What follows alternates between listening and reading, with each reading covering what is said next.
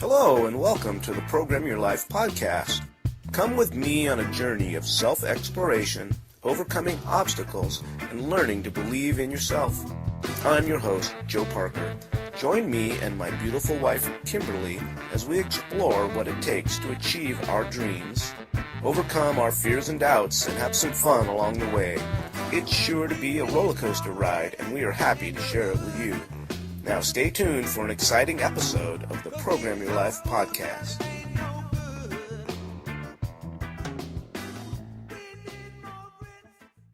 Hello and welcome. This is Joe Parker, and you're listening to the Program Your Life podcast. This is podcast number 3, and Kimberly and I are really excited today. We've got a new show for you. We're going to give you an update on Kimberly's Lost and Found play. And I'm also going to give you an update on what's going on with Program Your Life Radio. So sit back and relax. Enjoy program number 3. Welcome aboard. So I was talking to Suzy Prudden today. She's out of Los Angeles. And she called me up and we were talking about her coaching program. And after a few minutes she said, well, you know, I don't really think you need my coaching program. So I said, okay, well, maybe we can work together. I can help you promote your show, and you can provide material for the Program Your Life radio program. And she said, yeah, that sounds like a good win-win. Let's move forward with that. So I didn't have a very good idea who Suzy Prudden was. So I went to her website. I'd met her at Principia, and she's real nice and offered her services. And I discovered that she's been on almost every major talk show in the United States.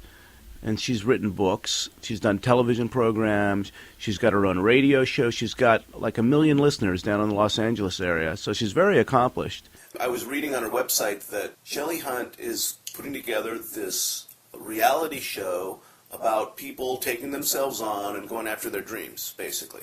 I ought to be on that. And yeah, that'd be great. Well, Suzy Prudden is going to be on there as the mind mentor. She's going to be someone who works with these people, I would imagine. But it sounded like a cool concept. Instead of helping people to lose weight or make it as a star or whatever, it's going to have people go through personal development. So it's going to be kind of a cool thing. I'm excited about it. I'd like to see the show. That sounded like a cool project. That is a good show. That does sound great. Yeah. Wow. So it's fun to build relationships with people who have done things and are continuing to do things that are exciting and helping people. So these connections that we're making as we continue to go after our dreams, I mean, as long as we come up with these win-win solutions, we help them, they help us. And the coolest part about it is that they want to help people. They're really into we all win. So those are the kinds of connections that are really cool. Like, for example, what you're doing. You know, you've had some exciting things happen in the last few days and the last week, you know, with your show. You've decided to take some additional steps. So tell me what some of the goals and new steps are for it. So you're going to reschedule another show and do it again because you had such great fanfare the last time and a lot of people want to see the show. So tell me a little bit about that. Well, a lot of people missed it. It was not well advertised, and it was mostly word of mouth, and it was such a hit. It was a sellout show, and everybody heard about that, and it's created more excitement, and people want to keep asking, when are you going to do it again? When are you going to do it again? And so instead of waiting until it's perfect, in my mind, the next step was to work with a solo performance artist coach and refine the script and the performance and then do it again. I've been getting advice from people, no, just keep doing what you're doing. Go ahead and do it again. It was well received. People are interested. And people like to see transformation, especially the people who know me. It's exciting to them to be in the ground floor watching me create this and then watching me refine it and watching it grow. So this work's in progress. I decided not to wait until I work with this coach, which will be the first week in March. And to do it again for all those people who really want to see it. And I'll be doing that in February. Okay, so you've scheduled another show, which is exciting, and we've got a lot of people who are interested in going, so I expect that'll be another sellout, most likely. And then you also scheduled time with the coach to help you work on the show, right? She's excited about working with you. Mm-hmm. She's excited that you've already got the script written and sent her some clips, and she thinks that It's a great script. She's got some creative ideas to make it better. Mm-hmm. I'm real excited about working with her. She's based in New Mexico. I really feel that she'll be able to draw some things out that perhaps I haven't considered or looked at, to round out the characters with more distinction, and to help me polish this play. I think it will morph into something even more powerful and strong, which is exciting. I don't think it's going to change entirely from what I have. I just believe it will be refined and polished. And I knew when I did the show it still needed some work, even though people were blown away and enthralled and loved it. I still felt as an artist I could do better. I could improve it. And I'm not looking for perfection. I'm looking for excellence and striving for excellence, because I know every time I do this show, it's never going to be perfect. Mm-hmm. And that's nice to know. That's nice to overcome that feeling of it's got to be perfect.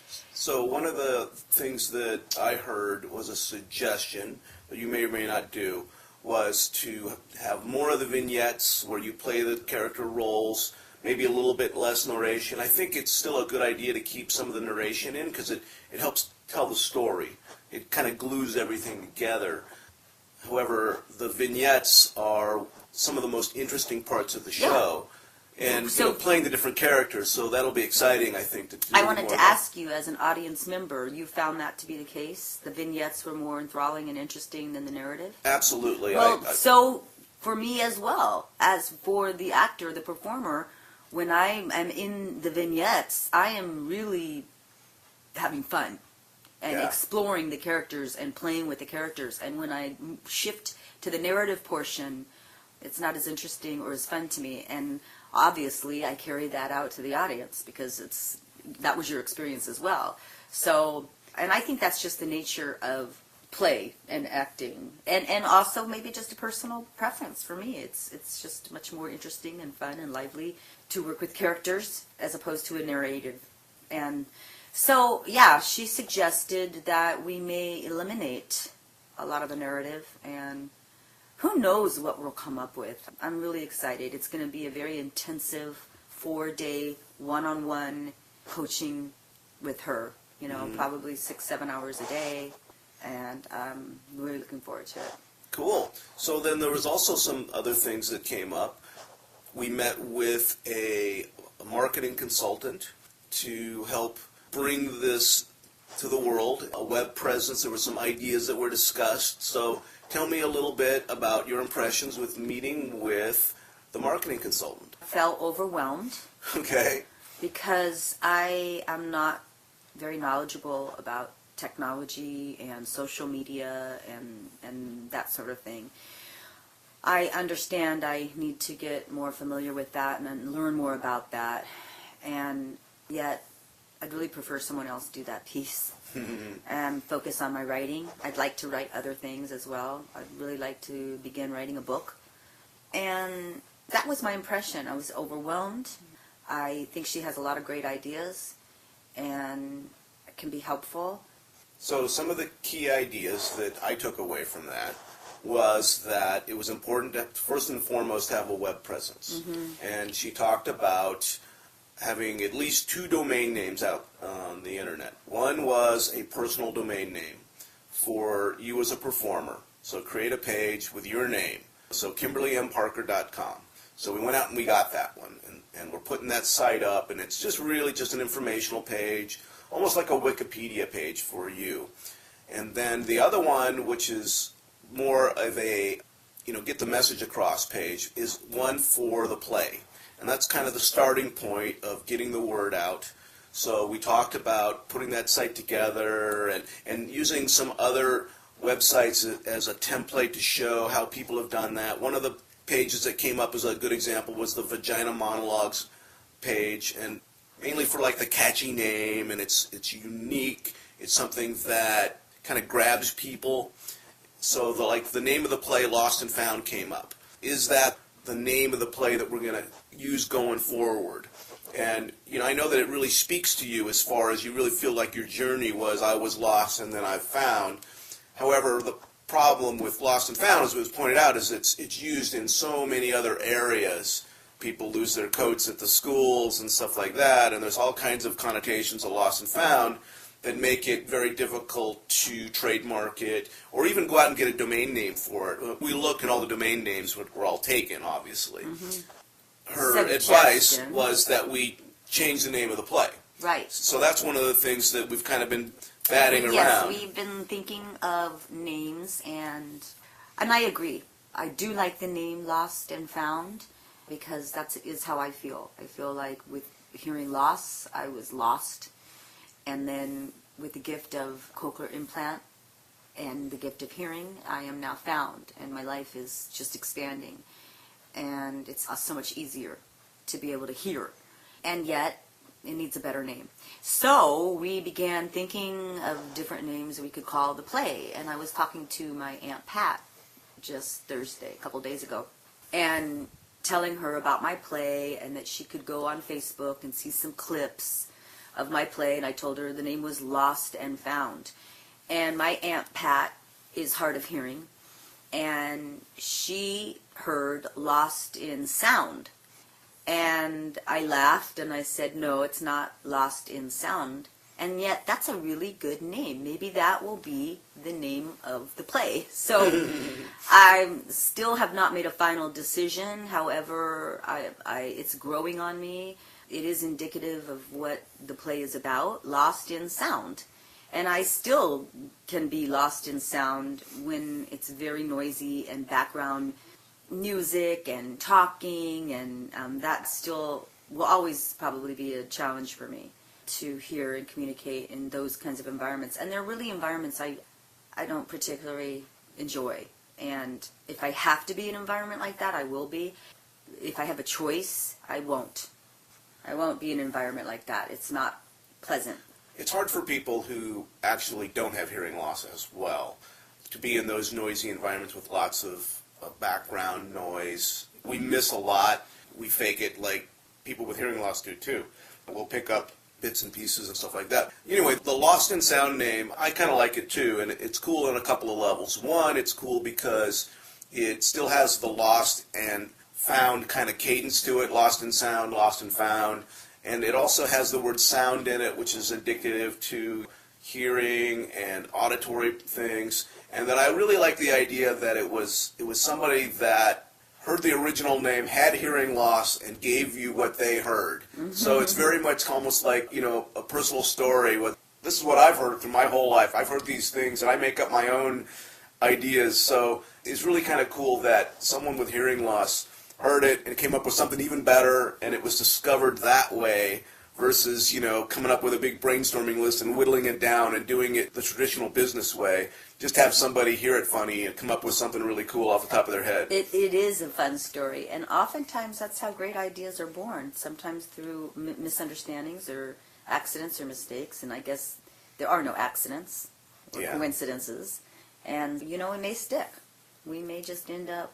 I so far have not found a better name. I also like it because it's short. Yeah. And the other thing I was considering with Lost and Found was a subtitle, and then that makes it really long. Lost and Found, My Journey Through Hearing Loss, or whatever. It's just, Lost in Sound is provocative. Yeah, I think so. Yeah. It makes you wonder, what does that mean, lost in sound? I think there's a little bit of a curiosity to it that would make people want to go, well, tell me more about that.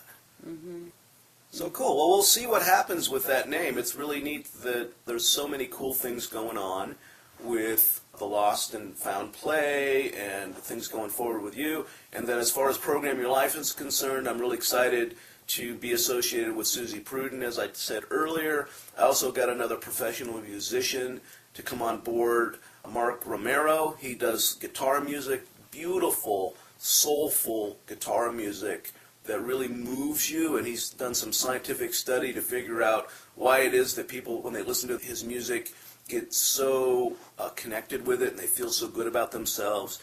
And so he's given me some music to play on Program Your Life radio station. Of course, I'm promoting him as an artist. And I'm hoping that, I can help him become better known and help him sell some of his music. And I'm really excited to be able to share it with my listeners for free. They can listen to it at any time on Program Your Life Radio. And, of course, I have the recorder on the website. You can listen to it on QuickTime. You can listen to it on Real Player, on Windows Media. Go to the website, programyourlife.org, find the links, and listen to the radio station. So anyway, this is Joe Parker, and I'm so glad that you joined us for the podcast. And Kimberly Parker has been my guest, as usual. She's my co-host, and we're excited to be a part of your lives and sharing our journey with you. And thank you so much for listening to the Program Your Life podcast. Well, that's our show for today. Thank you so much for tuning in. We were so happy to be able to share this episode of the Program Your Life podcast with you. Make sure to check us out at programyourlife.org. You can always find our podcasts there. We're also going to have the podcasts on iTunes, in the iTunes store under podcasts, and then there'll be some on our YouTube channel. So look for us online, and we will talk to you again very, very soon. Thank you so much to the Program Your Life podcast. Until next time, this is Joe Parker signing off. Bye-bye.